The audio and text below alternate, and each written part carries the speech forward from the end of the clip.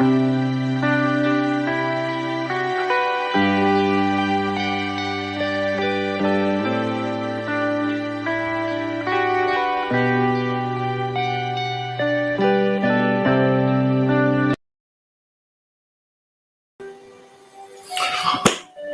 hello everyone. Hello LinkedIn. Hello YouTube. So today we are starting our another show. So welcome to my another episode, specifically episode number 3 of my value added talks. Today's guest is Mehmet Yusupov, and here is we are welcoming Mehmet. Hi, Anar. Hi, nice to see you. And Hi Mehmet. congratulations with your new platform. Cool. Thank you. Welcome Mehmet. Just before we kick off, to all our viewers, we decided to go today's episode in English language. So, considering all our connections and Mehmet's connections, and the fact that he's living abroad, so we want this to be viewed by wider audience, so everybody understand what we are going to talk about. So, our general topics today is.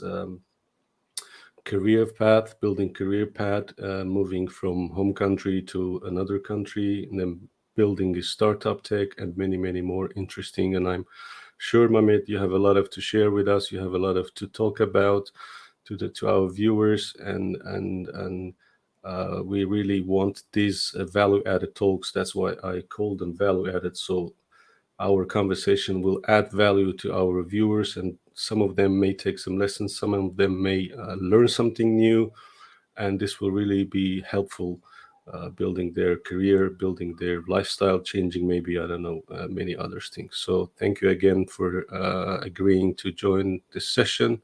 So let's kick off. First of all, my question to you is, uh, you had a good career path as long as I know you, and currently you are not living in Azerbaijan. So probably I will be building one question out of the 3, 4 different things. But let's start with building career path, because I know you have made changes in your career. You're doing something different, and then suddenly you decided to change, which is some people's, to be honest, fright to change, doing something. They're doing that for years, and then when they think about changing, they rather not to do that. So can you talk a little bit about this, please? Yeah, I mean, considering where I started, it was like back in 2005 on Istiglal. You probably know Istiglal quite well. The drilling I rig, was, yes. yes, I stepped on that rig as a steward when I was still 19, still at the university. So since then, it's been a long journey. I mean, I cannot brag about making millions or making like it to the sea level, but considering where I started and what conditions and back in the day in Azerbaijan, I mean, we all started like from 2, 3 boundaries behind compared to a lot of people, especially let's say in the Western world, after the collapse of the Soviet Union, 90s and early 2000s, it wasn't the most favorable times and place to be. So I think starting from that and knowing what I had gone through, I feel that okay, that was a long journey. So I really made a lot of changes. I started offshore, though that was nothing to do with my education at the time. I was studying economics. Then I moved into more administrative role than logistics, than planning. Then like having spent about 12 years in oil and gas industry, I decided to move abroad and go to the wind industry. So a lot of changes. I had to take a step back in the career where, let's say, a lot of people are afraid of like, why should I take a step back? I should only move forward. But sometimes you need to gain momentum by, just leaning back and taking a step back, which I did. And I think the key here, the key message is that I hate comfort zone. I hate the Wow, comfort zone. that's very interesting. So sorry not letting you finish. Well, I'll just jump in.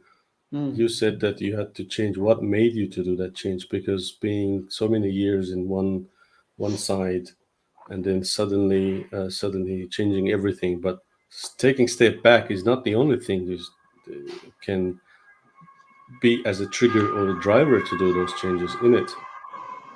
Yeah, you mean the change from oil and gas to wind? Yes, absolutely. Yeah. Yeah, I think the two reasons why I made that change. One reason was more pragmatic reason, which was basically that the world was changing. At the time, the oil prices were down, and it was obvious that the world will be moving into a different route. Like the renewables are the future for many reasons, for objective reasons, subjective reasons. Renewables would be the future, and I wanted Hmm. to be in that future. I don't like, I mean, I always follow the trends. I always follow the dynamics that are happening around me, and I don't like being in a bubble. I want to be involved, and I want to Okay. be part of that journey.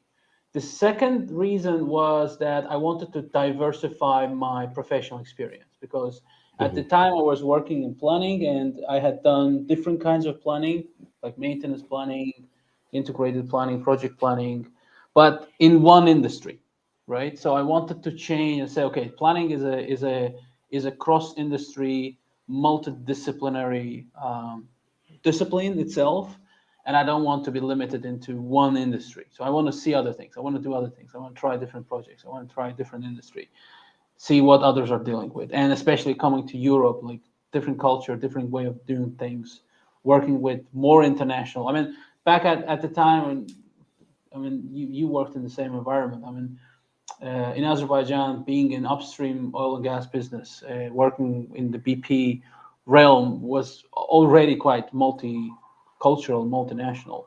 But moving abroad, moving to Europe, and coming to a multinational European company is even it's another step. It's another level, which was like I saw it as a challenge. I wanted to try myself in that cocktail. Okay. So while listening to you, I was just going back to my previous episode, number 2, where with Mr. Bugar Sadiq, we were talking about thinking out of the box or moving out of the box, and not letting you slipping in the frames. Mm. So, what can I understand that you decided to break all the boundaries and move out of the box and start thinking out of the box, and which you just said that you don't like comfort zone. This is definitely what one of the definitions of thinking or not being uh, inside In the the box box. and thinking out Yeah. of the box, which is actually great. You can't see so many people in nowadays uh, thinking this way, and sometimes it's a real struggle to take people out of their boundaries and make them thinking out their box. This is actually great. So any specific I don't know, tactics to be like that, or it's just your nature, or maybe some I mean, experience or life experience? yeah. Well, it is like certainly you can learn things, right? So you can learn things. But if I can't take credit for saying that I learned it. I can't take credit like that. Say, okay, this is a methodology, whatever. I think this is my nature, but nature doesn't come like from nowhere, right? So I think I developed that nature over the years of going through personal hurdles, and being an underdog. Like I've been an underdog for a long time, for whole my life. Hmm. Maybe also because I always placed, like, kind of ended up in places where I was an underdog. Because if it's like a chicken and egg, right? So which one? So is it because I always push myself also out of a comfort zone and end up in a room where I'm an underdog? There's a saying that if you're the smartest guy in the room, you're in the wrong room, right? So I always like end up in that room where I'm not the smartest guy and I feel like an underdog. So I have to kind of stand out somehow. And in order to stand out, you have to do things differently. And another way of feeling like being outside of the box. I mean, you can take this as an advice. You can take this as a, like, maybe it's not so good advice. You can take it with a pinch of salt. So if you keep changing, not too often, of course. I mean, if you look at my career, I didn't change so often. I took my time. I took my time to kind of, um, just sear in that sauce for a while to feel Mm-hmm. comfortable enough. To feel comfortable enough, because if you feel the comfort zone, I mean you are comfortable enough that you start feeling, oh, I'm now in the comfort zone. I don't like this. I should move away. So if you change often enough, if you always end up in the new room, you inevitably look at things not like others. You have fresh pair of eyes all the time, because you come into a new room.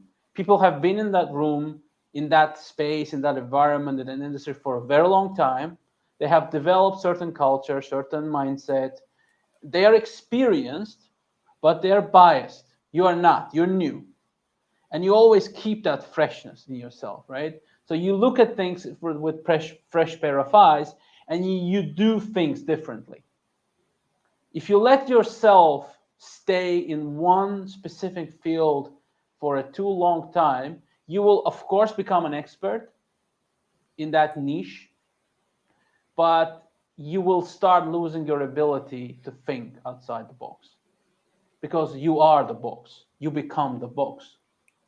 You define Okay. the box. So let me put it this way. You said that that you use that phrase, moving from room to room. So Mm. whenever you enter to new room, yeah, it wasn't that often, but whenever you enter to the new room, how could how quickly you started to look for a new door, or how quickly, it's two questions actually, you Mm. started to looking to the same door that you just entered. A new door meaning going to a different room, Yeah. looking to that door meaning to return where you came from, or have you Yeah. even To looked go at that back. door? To go back, Yeah. I try not to, because that's one of my kind of that's one of my rules. I don't look back. Whatever I've So done, trying is a different, but have you looked back and said, okay, what am I yeah, doing in yeah, this room?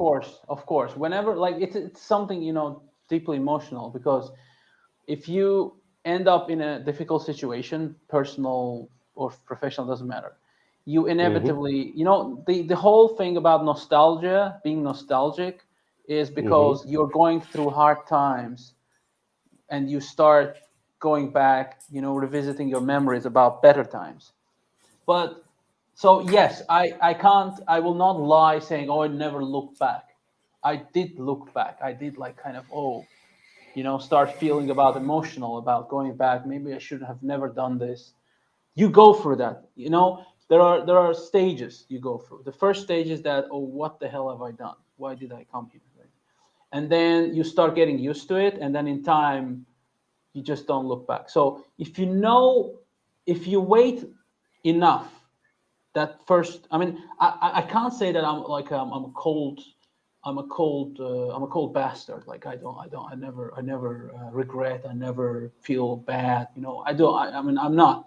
I'm quite a sentimental person. And then, but you need to wait out that first stage of anxiety. If you go through that first stage of anxiety, you will start hating that anxiety. And if you hate that anxiety, you don't look back. You don't want to go look back. So if you do this enough, like many times, if you do this long enough, you gain the Mm-hmm. experience. So I'm experienced now, right? So yes, I still go through the anxiety, and it gets worse and worse, because maybe every next step is probably more daring, more crazy than before. But you know it, you recognize the moment, and if you recognize the moment, you know what to do. It doesn't mean you won't fail. It doesn't mean you won't fail. I have failed. I will probably fail again. Maybe I will not. I don't know.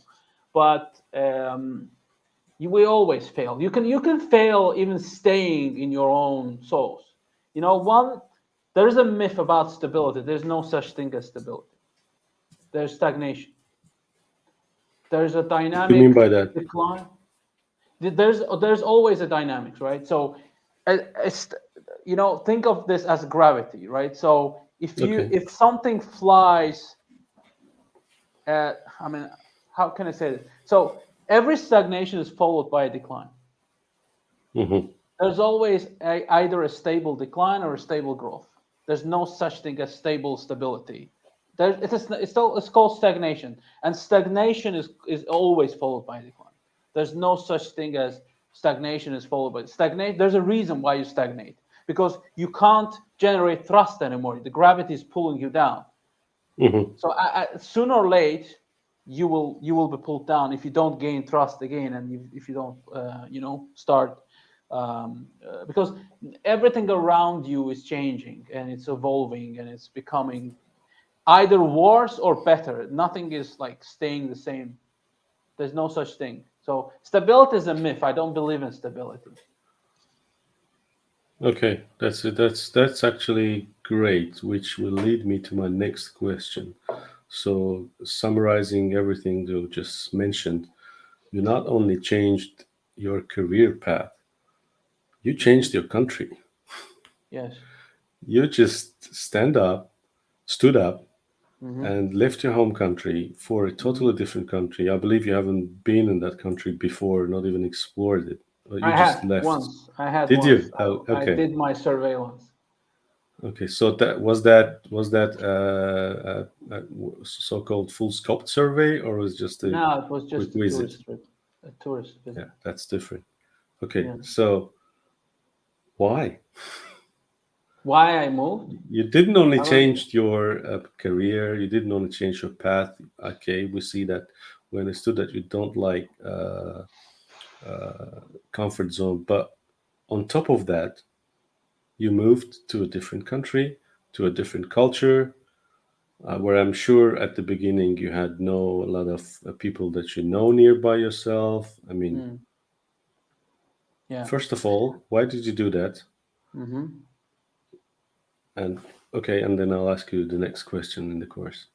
I Why? think this is I'm a just this curious. is yeah, this is I think this question is quite multi-directional, because if you ask a lot of Azerbaijanis or people living in our part of the world, and if you ask them, oh, why did someone move to Sweden or Europe or something, they will say, oh, why not? Of course you should move.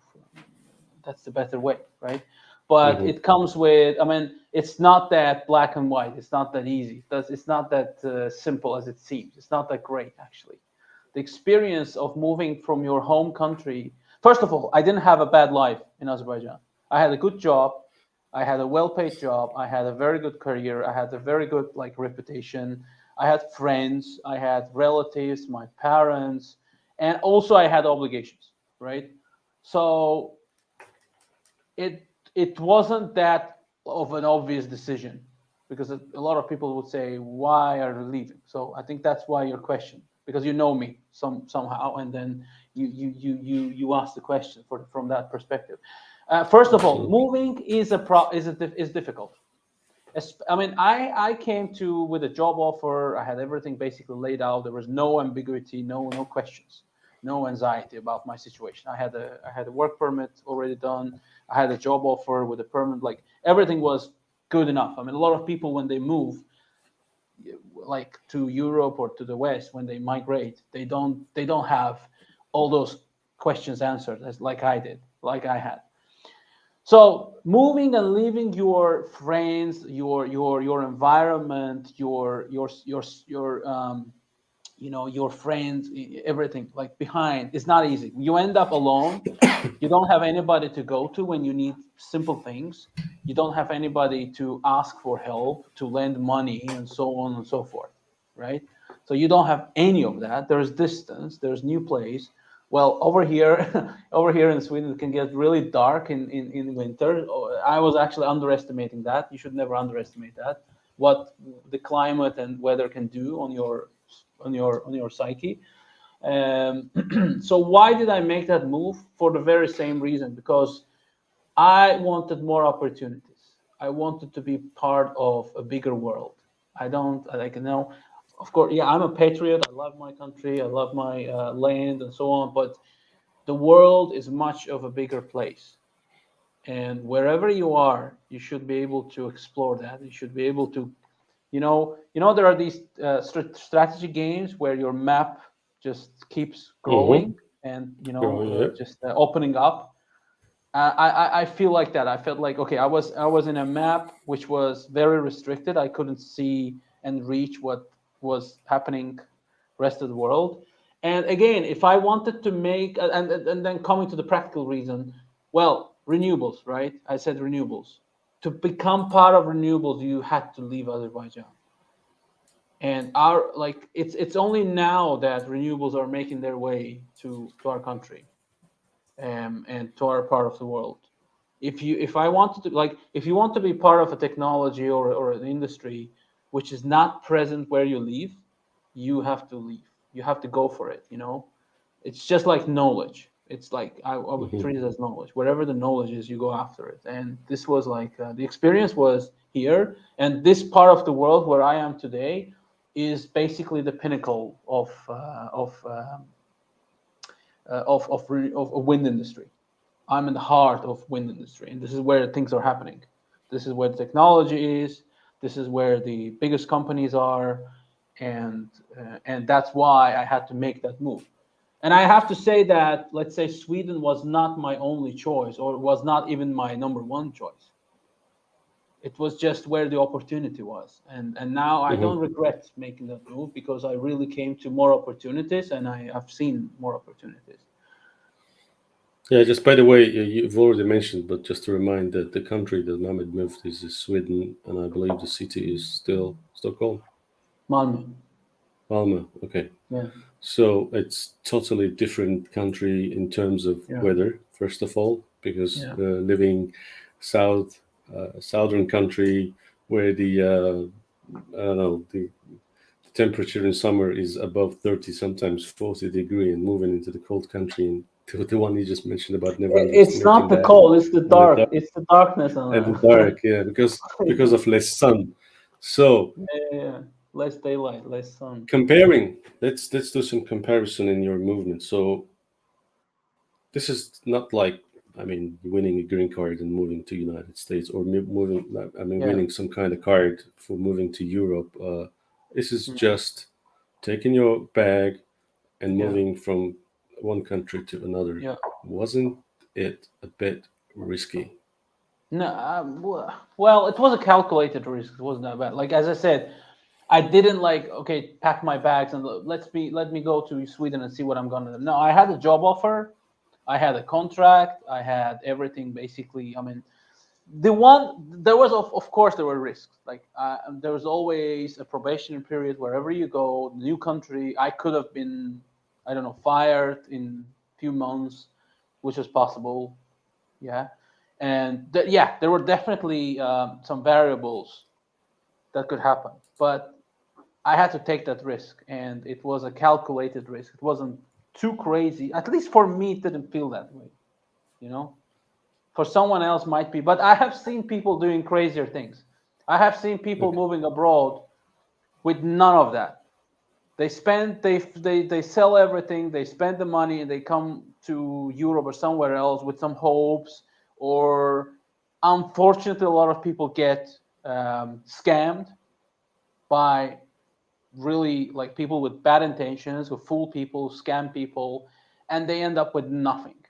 And I can Hmm. tell you, if you think that with those circumstances, with those conditions, you come to Europe or US, wherever you end up in, and you will come out of it clean. I mean, life over here is not that easy as it seems. People are working. People are working hard, and there are rules, there are laws, right? And if you don't set it up correctly, if you don't follow certain rules and certain steps, if you don't work hard, no one's gonna knock your door and give you something. It's like it doesn't work that way. It's a very very big misconception that, oh, Europe is just heaven and then we should all go there because it's just so good. It is good. Definitely, there are opportunities around. There's a certain level of life, but you will have to work. You'll have to do certain things. You can't just stay and wait and the language is important. A lot of people, like, if you don't have any kind of foreign language skills or knowledge, you will struggle. You will Yeah, struggle. what about that? Swedish language or English was enough? Now, hmm, English has always been enough, especially like I came to a multinational company, and my actually the my colleagues and people surrounding me have always been very very like I'm talking about like I've known people all the way from Argentina to where like Australia? Taiwan or China, and all of Europe. Like I've met a lot of people from Europe. So very, very multinational.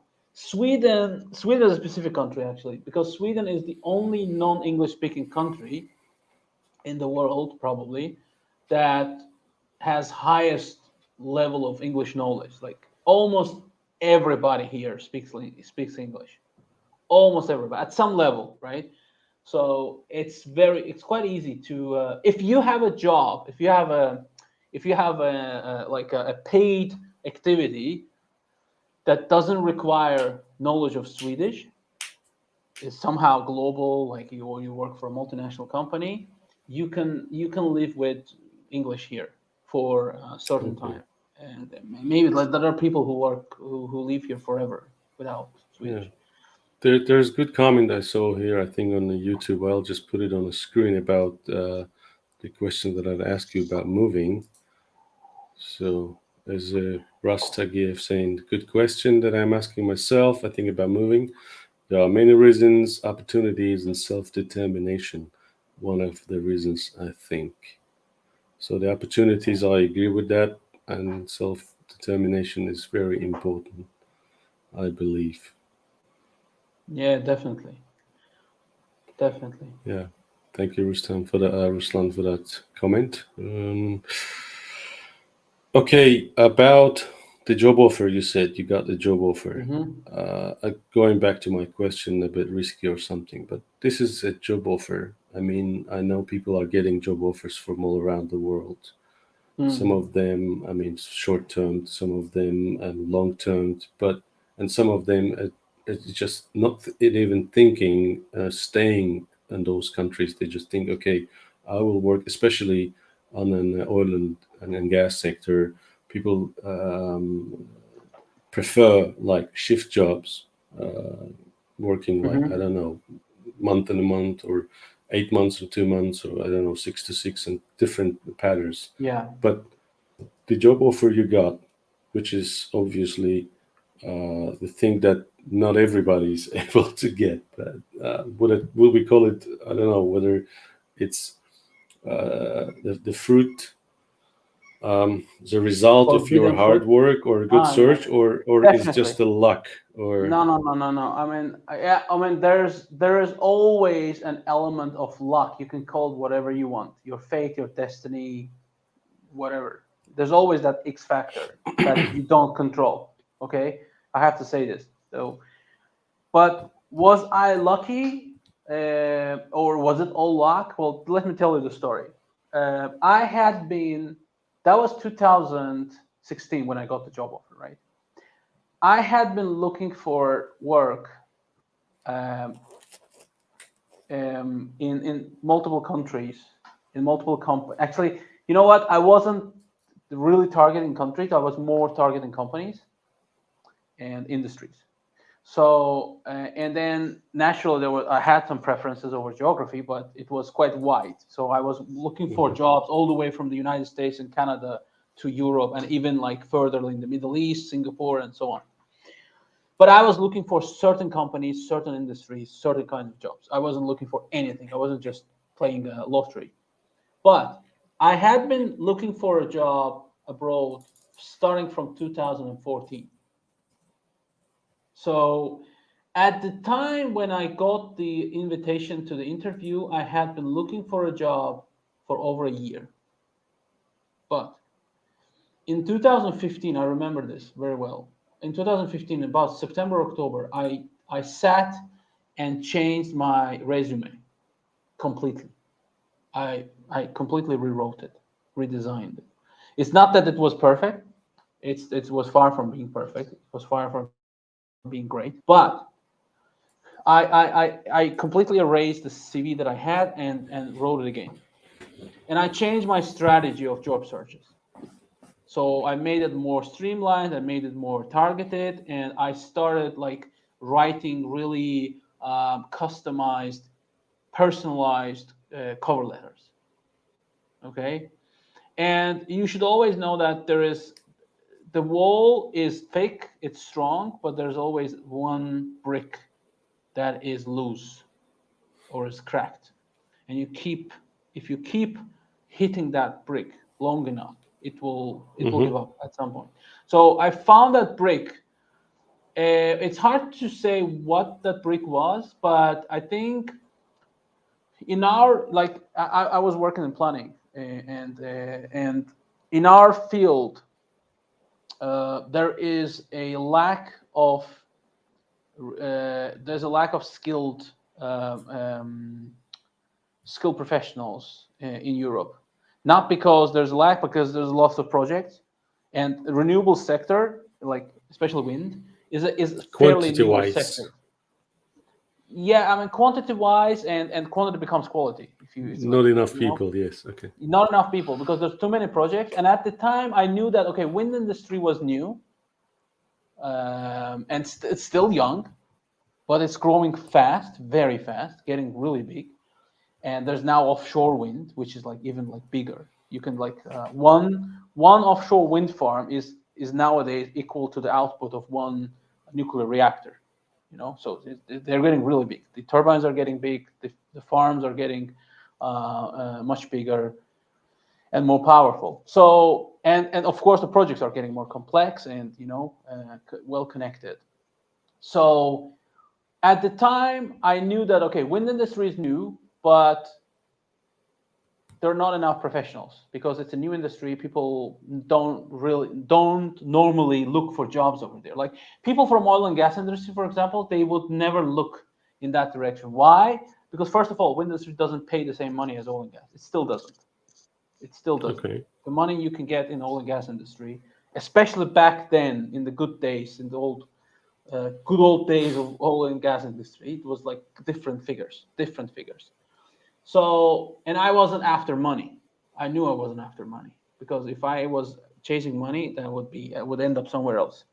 I was like heading like thinking more long term than short term. And I knew that okay, wind industry is new. There's probably a lack of professionals in certain fields, so I should bet on this. So that because there's lack of professionals, I might still have a chance in Europe. Because if you're someone looking for a job in Europe, being outside of Europe, having no permits, no work permits in Hmm. Europe, it's quite difficult. Back then it was difficult, still difficult, right? But yeah, I mean, I had some chances and I tried those chances and it worked. Because when the companies, when employers need certain kind of skills, they're ready to get that skill, whatever, because business for the continuity of business, it's basically a justified decision, and companies do that all the time. Like take IT professionals, right? So nowadays in Europe, there is a surge of like there's so much demand for IT professionals that they're basically kind of scooping them from everywhere possible. They keep training, not just in Europe, everywhere in the world, but they not just train them every day. There are like lots of schools learning coding, like teaching coding and different kinds of other IT skills, but they're also bringing in professionals from all over the world. And now with the remote possibilities, you can even hire people remotely. And so, yeah, if you have the right skills and if you have the right mindset and the work ethic, because skills are not just you should have the right work ethic, Yeah. then you have good chances. That's actually sometimes scares me that we look around and you see every day, everyone every day trying to become an skilled person, trying to learn something new, trying to Mm. enroll into different courses. I don't Hmm. know, back end development, front end development, and full stack development, Java developer, that developer, this developer. Sometimes it scares me that we may end up one day with big numbers of IT specialists roaming around looking for a job. Have you ever That's not that's thought not about gonna this? happen. That's not gonna happen very soon. First of all, the other Yes. thing is that technology is evolving, so IT professionals, like anybody else, should also evolve, and they Hmm. evolve. They learn new languages, and they new technologies. And there's something called low code, no code, if you've heard about it. So now they're developing this low code, no code. So, I mean, I think that's not maybe subject of our conversation, but just as a side note, the future is not about backend development. Of course, backend development will always be there, and good specialists, really good ones, will always be on demand, and they will have Yep. something to work with. But if you are very good in developing really good stories and user experiences, and you're a good designer, you will always have something to do, because even with low code, no code, the user experiences and the story and all the interface and design and good ideas, how to implement them, how to turn them into workflows, that's not going anywhere. That's a human element in it, and that will stay. And AI is not taking that over anytime soon. Nah, nah. Probably we won't see it, and I don't really want to see it.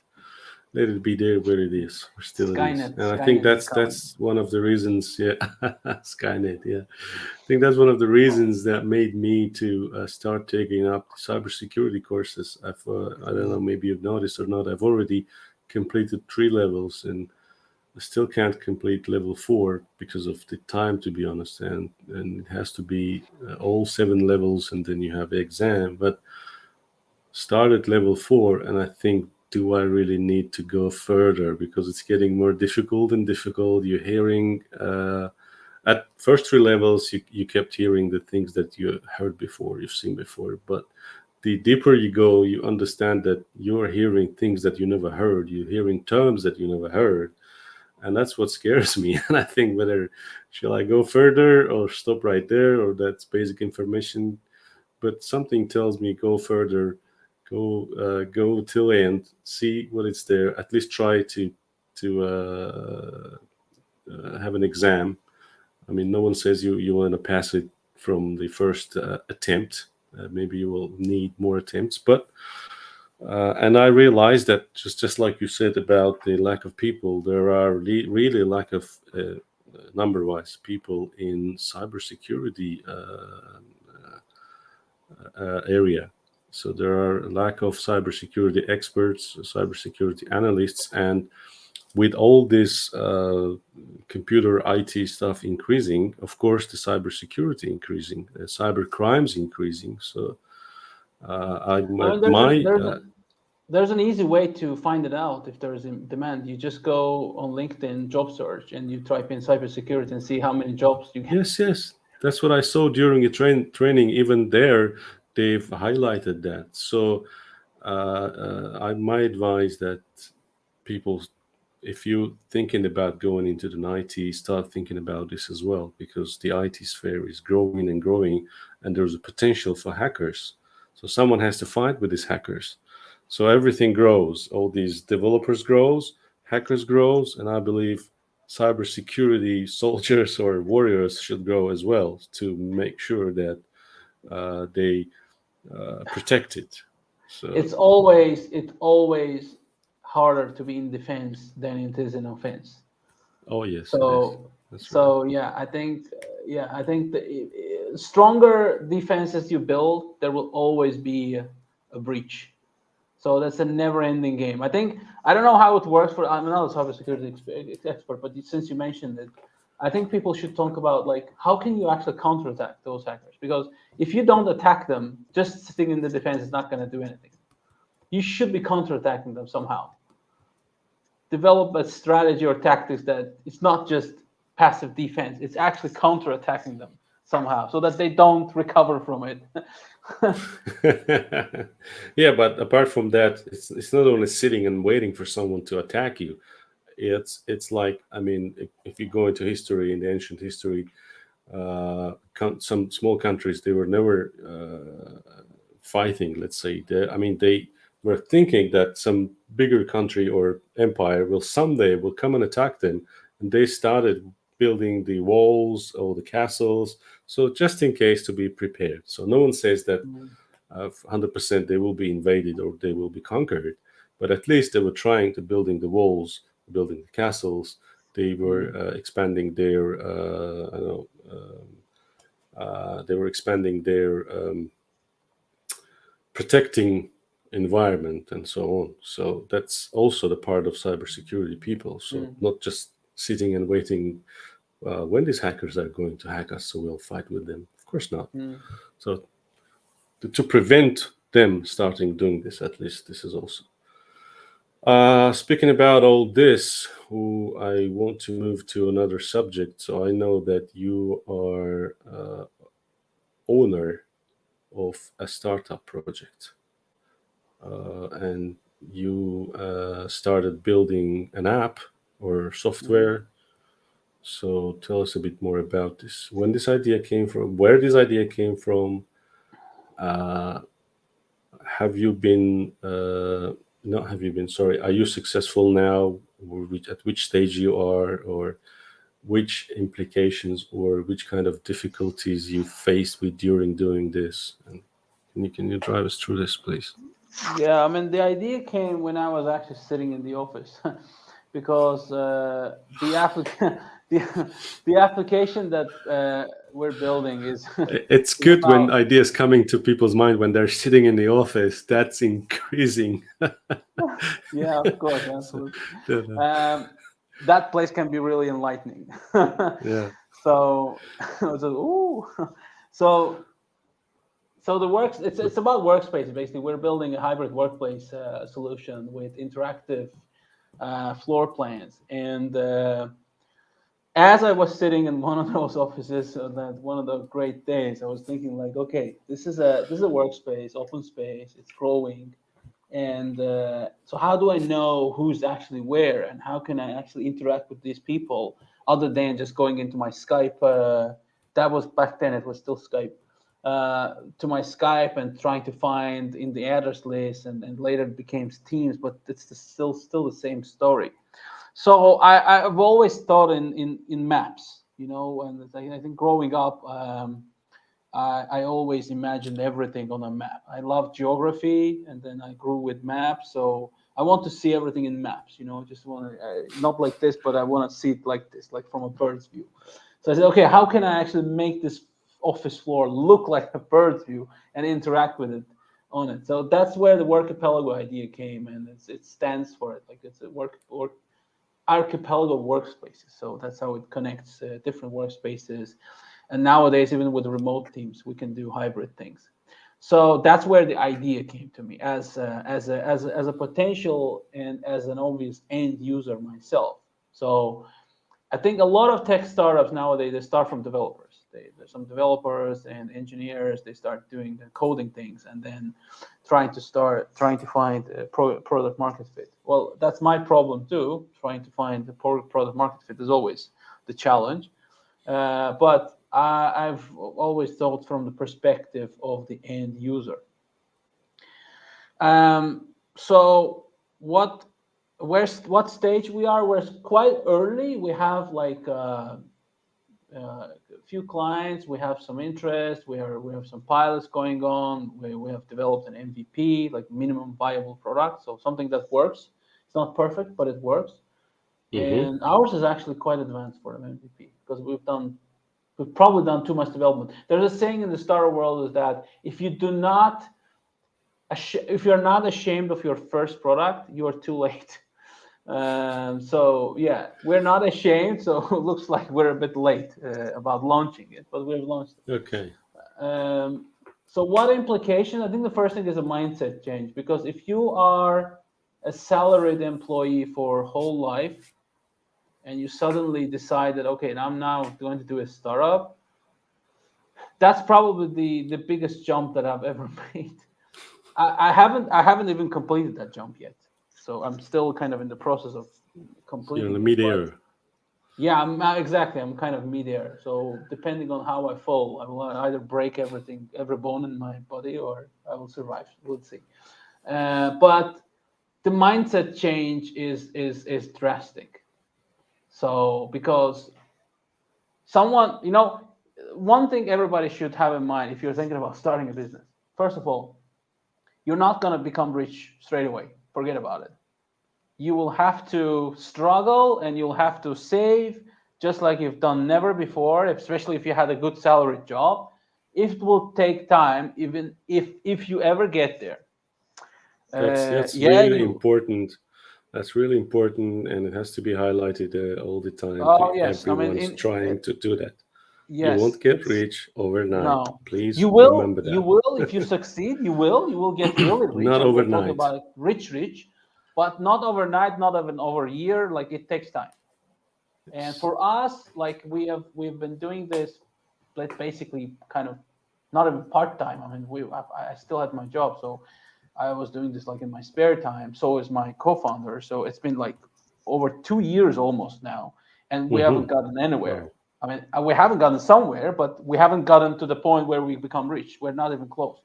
So the second thing is the easiest thing to have in life is have a stable income where your taxes are taken care of, where you have a promised vacation, your working hours are defined, you can have your weekend off, and you have at least you have some sort of liberty. Even if your boss is an a-hole, you still have some liberty saying that, you know what, this is my weekend, leave me alone. At least you have legal right to say so. When you are starting your own business, you have none of that, because who are you going to complain to? Who? You are your own boss. And if you think that being your own boss is great, let me tell you this. Your own boss, being your own boss, means that your boss is with you while you sleep, while you're in the toilet, while you eat, and that boss knows your worst ideas and whatever comes through your mind. So it's not easy. Yes. Yes. So starting that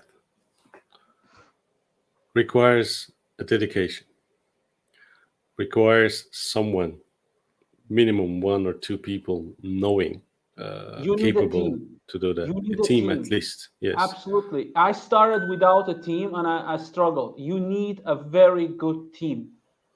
And And third working, important one is money. You need some money, no, no, or you no. don't. Actually, Okay. no. It's not the important thing. So let me clarify No, that. I'm not saying about important, but you need it. You understood that.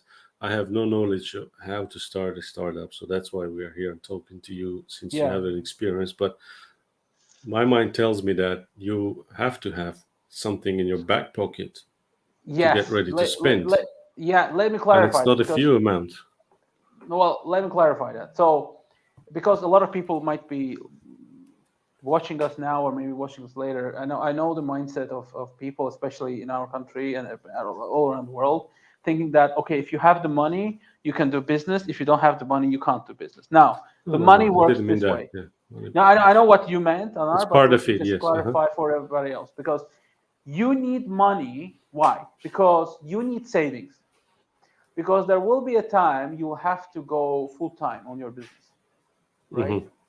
In order to afford it, especially if you're like I have family, if you're someone who has family, who has obligations, right? If you don't have savings for at least few months to go without a job, because time is more valuable in the beginning than money. Because if you are not very good money person, if you're not very good financial person, you don't know what to do with the money, you better not have money. You're better off without money because you're just gonna waste it. That's it. You Yep. might end up in more trouble than you were before. Money is a science. You have to know what to do with money. Like money is a different animal. So I have huge respect for people who Money is a know beast. money. I have huge respect for people who know money, like financial people, whatever you want to call them, money people. They are Yeah, very if good. I heard some saying and I really liked it, when there's a money in hands of a person who don't know what to do with money, and when he thinks that he will make money talk. In this case, I heard a good saying: when money talks, bullshit walks. So when you start doing this, you'll end up walking, bullshitting around, and just wasting your money. I heard it once and I really liked it. I think Yeah. that's really true. So going back to my question, Uh and huh. yes, you confirmed it that money is not important and not on top of that, but it is amongst all this, like Yeah, team, it like is. It your is definitely, dedication, your definitely. time. You have to have your. I had some ideas. Can you do? Can I do this? Can I do that? And I have a friend of mine who's building an app, and I just talked to him, and he said to me all of these things, including the money as well, that Hmm. this is not easy. It's not like you're sitting in the office and coming up with idea. It's not that easy. Yes, the ideas can come and go, but if you catch one idea and you think, yeah, I can do that, no. He said to me, no, and you just confirmed it. Thank you for that. And Mm. whoever is listening us and has ideas of making a startup or start building a software or an app, think twice or think thrice, I don't know, think four times, make an analysis even before starting it. So thank you very much for No, that. not That's not not every idea is a business. So the idea is nothing absolutely. until someone is ready to pay for it. Hmm. That's when it becomes a business. And you might have a lot of ideas. It doesn't mean you have to give up on your ideas. Never give up on your ideas. But there are certain Absolutely. things that you can do in order to find out whether that's going to be a product, a business, or not. You can do some validation. You can talk to people. And one thing, don't be afraid of sharing your ideas. It's not that easy that, okay, you share your ideas, someone will come take and do it. It's not easy. It takes time. Of course, let's say if you have some idea about like building a new app, you go talk to a software company who has a lot of clients, who has a lot of teams, and they have, and in this case, if they have room, like if they have budget, if they have time to invest in this, and your idea is so great, because everybody will think that, okay, this is an idea that sounds interesting, but is there market for it? So they need to do market analysis. They need to do market research. Are they going to do this? Do they have time to do this?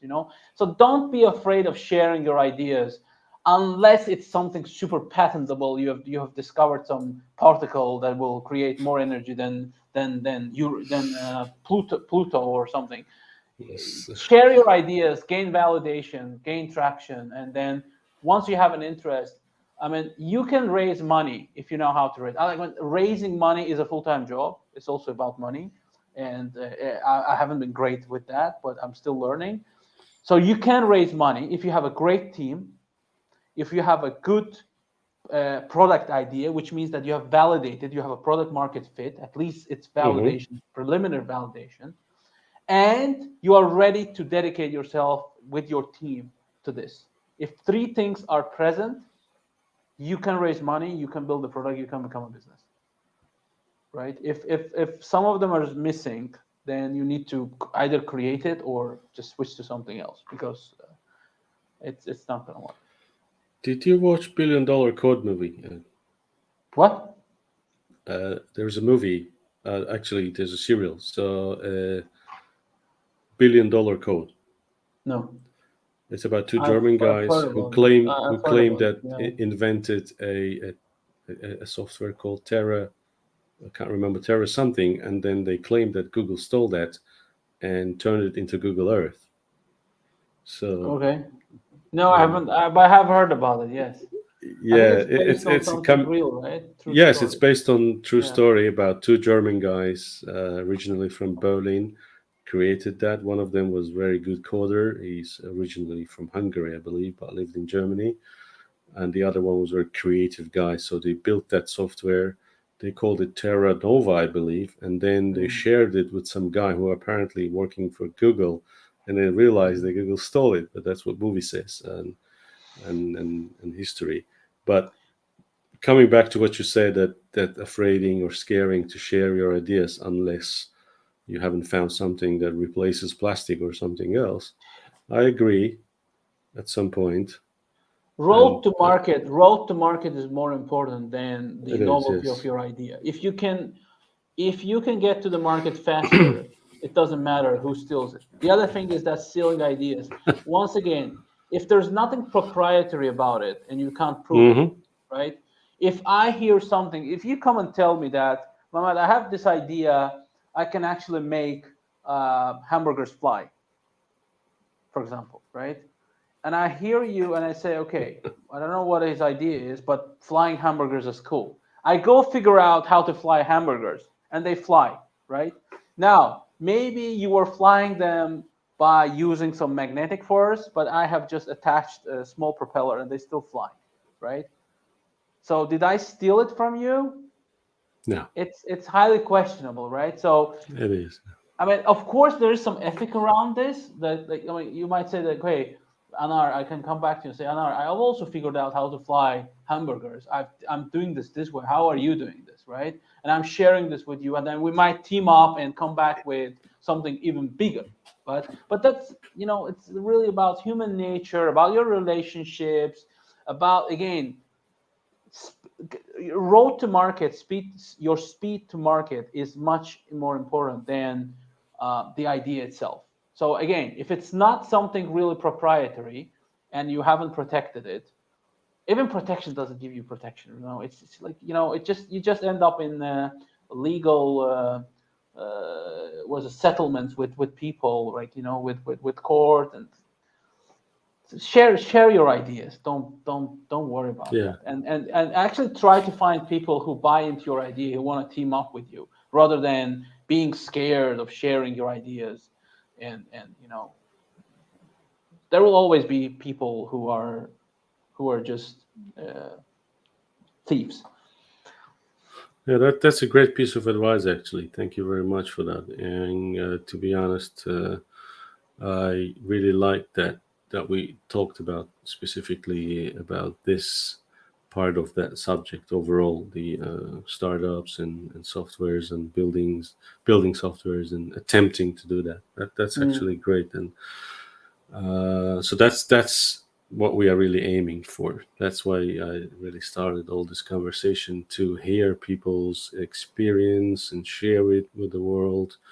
I mean, and number one idea is not necessarily to be the famous person. Okay, yeah, if you find someone really famous and make an interview with him and he gave me a million of good ideas, who I'm so happy.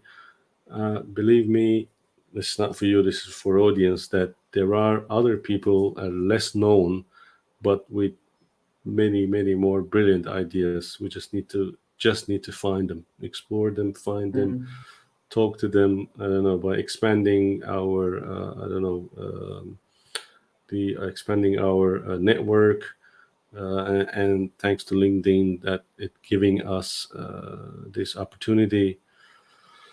Yeah, it's been an hour already. We're talking and summarizing our conversation.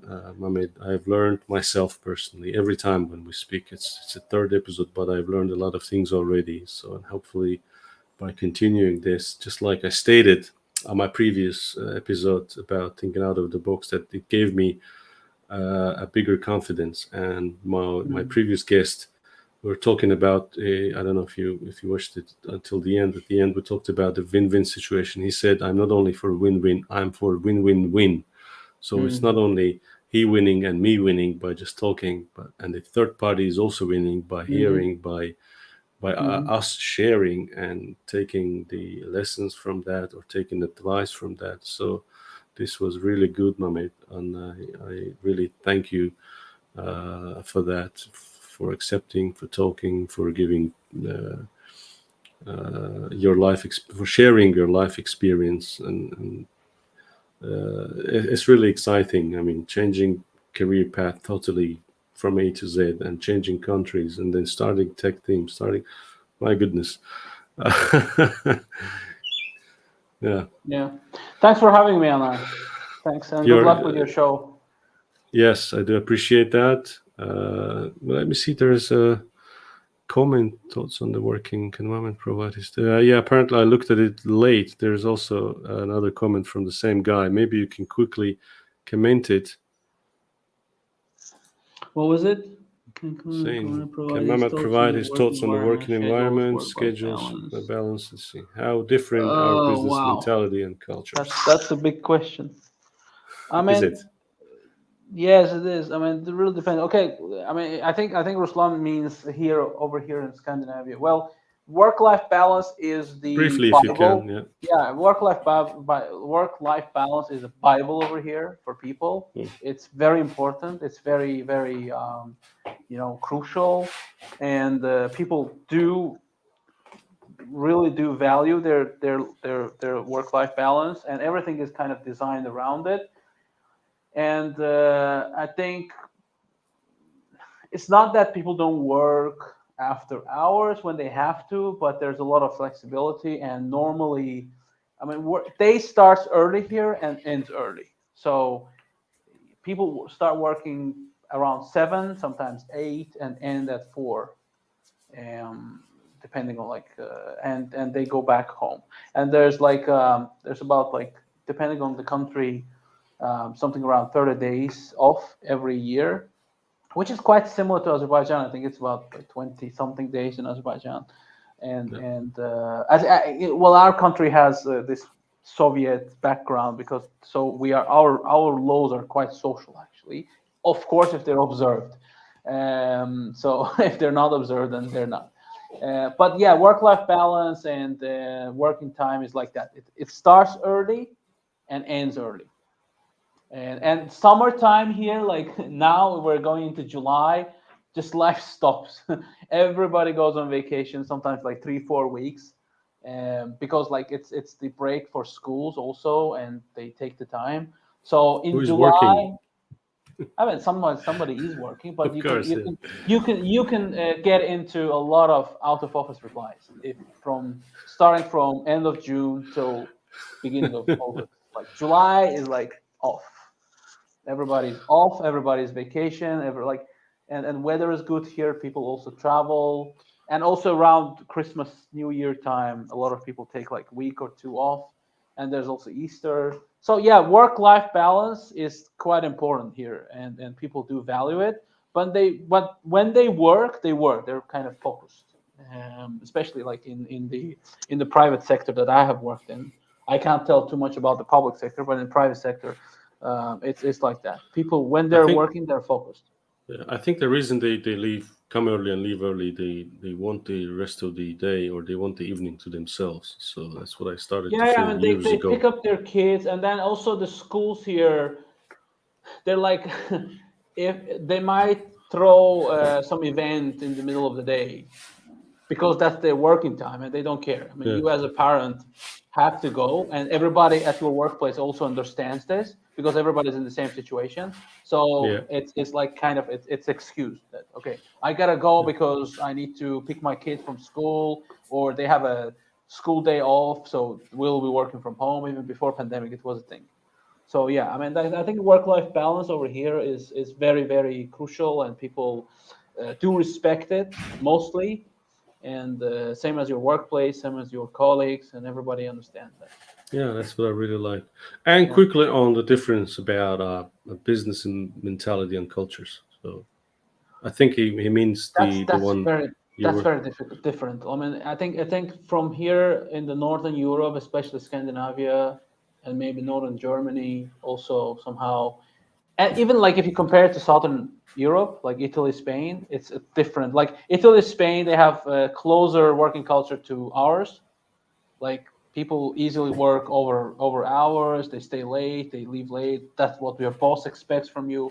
Here is different, and people are more laid back. People are like take their time. There's like they won't stress. I mean, stress is like seeing something not normal here, and yeah, so that means things might get done slower here.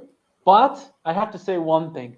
I think in terms of creative work and in terms of like, I mean, in terms of creative work, you have better environment here because you can take your time, and to deliver a good quality work in the end, it's like it's more important to have your your own, you can focus on it, you can take your time without like rushing it into some deadlines. And there's more like the organizations are very flat. I don't know if you've heard it before, but like you might have a boss, but your boss doesn't boss you, and it's not normal. It's not seen normal if you're being bossed. There's a lot of like Hmm. respect. Again, there are like two sides of the coin. When you're trying to get something done, it's probably better to have a bit more disciplined, structured approach. But on your daily routines, of course, for your mental health and everything, this flat organization. If you on a long term, I prefer this. For I something to see. get done, sometimes you probably need to be more agile and change your mindset, which is difficult, of course, if you're in that kind of culture. But for the long term, for your mental health, this flatness, this kind of general respect, and this culture is better on the long term. Okay, I see. Okay, Mamit, thank you very much. I really Thank you. appreciate your time, Thanks for the your questions, inputs, and your feedback, mhm, and hope to see you again at some, I don't know, next mhm, episodes in the future, talking mhm. about excuse me, talking about any on the different subjects. Yeah. So good luck to you on your archipelago, and Thank you. bye for now. Have a nice day. Bye bye.